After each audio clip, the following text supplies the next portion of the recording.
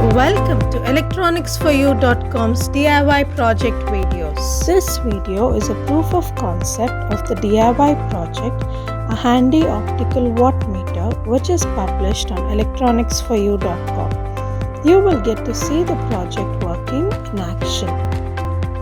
Seeing that this project works would give you the confidence to invest your time and energy in developing it.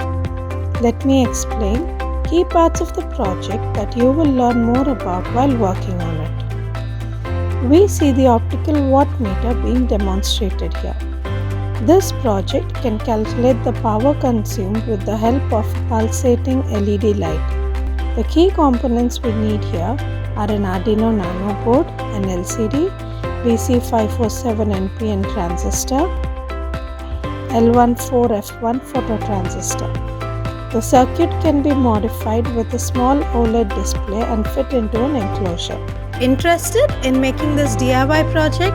Refer to the URL below for the complete circuit diagram and detailed project overview.